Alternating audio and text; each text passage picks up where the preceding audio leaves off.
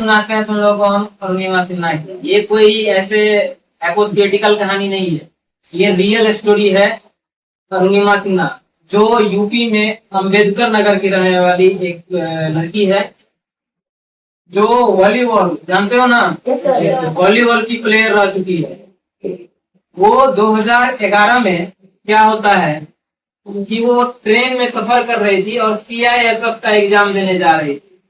तो कुछ बदमाशों ने उसका चेन छीनने के लिए, गर्दन में जो होता है ना चेन, वो छीनने के लिए क्या हुआ, जबरदस्ती करने लगा और वो अगर नहीं दे रही थी तो उसको ट्रेन से धक्का दे दिया और वो जाके सीधे रेलवे जो ट्रैक पे गिर गई। गिरने पे चोट तो आएगा ना, चोट आने के बाद क्या हुआ, वो थोड़ा बेहोश हो गई और उसका पैर जो था तो सेकंड दूसरे साइड जो गिरी तो उस पर ट्रेन आ रहा था जो उसके पैर पे होके चले गई। ठीक है, और भर रात वो बेहोश होके उसी ट्रेन के पटरी पे फटे हुए पैर के साथ पड़ी रही। और तुमको यकीन नहीं होगा कि रात में चूहा सब आके जो है उनके पैर को खा रहा था, क्योंकि चूहा सब आता है ना ट्रेन के पटरी पे, वो खा रहा था क्योंकि उसमें से खून सब निकल रहा था। ठीक है, और वो वॉलीबॉल की प्लेयर थी और पैर होना वॉलीबॉल के प्लेयर के लिए कितना इंपॉर्टेंट होगा समझ सकते हो, उसका पूरा करियर था।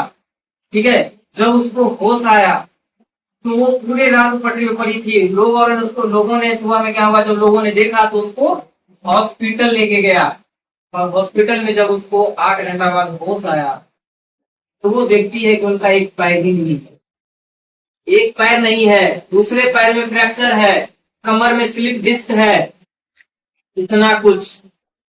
एक नॉर्मल इंसान अगर हमारे तुम्हारे तरह होता तो हम लोग जिंदगी से हार मान जाते कि भगवान इसे अच्छा मार ही देना था, है कि नहीं? क्योंकि पैर कट गया, एक पैर फ्रैक्चर, जी के क्या करेंगे, वॉलीबॉल खेल नहीं पाएंगे, करियर खत्म हो गया। लेकिन कहते हैं ना, कुछ लोगों का जो इंस्टिंक्ट होता है, कुछ लोग जो है ना अंदर से स्ट्रांग होते हैं। वो होश में आने के बाद एक ही बात बोलती है कि अगर ऊपर वाले ने हमको जिंदा रखा है, जरूर कुछ काम के लिए जिंदा रखा होगा, नहीं तो इतने बड़े हादसा में मेरी मौत भी हो सकती थी। ठीक है, और ये सोचने के बाद वो जो है सोच लेती है कि दुनिया का सबसे मुश्किल काम करेंगे, तो डिसाइड कर लेती है।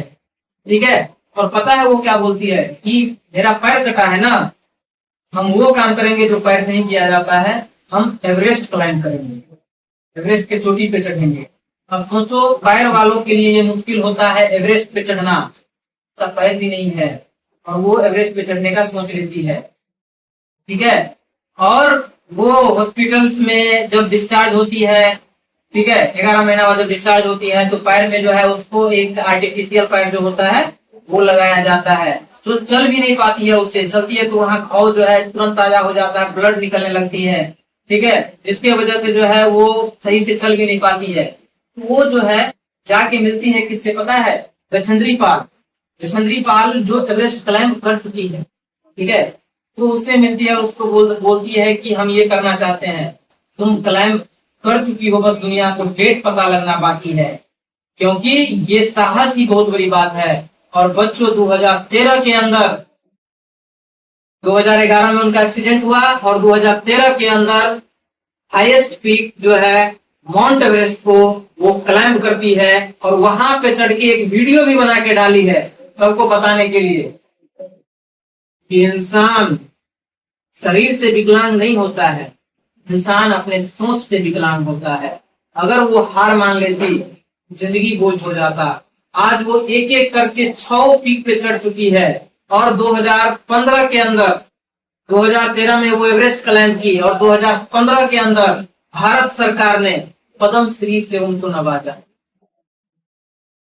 तो इस स्टोरी से क्या शिक्षा मिला बच्चों, कि इंसान जो हार मान लेता है ना, ऐसा नहीं है कि वो कैपेबल नहीं है, वो यहाँ से हार मान लेता है। याद रखिएगा, आप तब तक नहीं हारते हैं जब तक आप खुद हार नहीं मानते। ठीक है, हार मानने में और हार जाने में अंतर होता है। ठीक है, तो हार कभी नहीं मानना है, never give up, always try harder. समझ में आया सबको? Yes sir. तो बच्चों कभी हार नहीं मानना है। Okay, yes sir.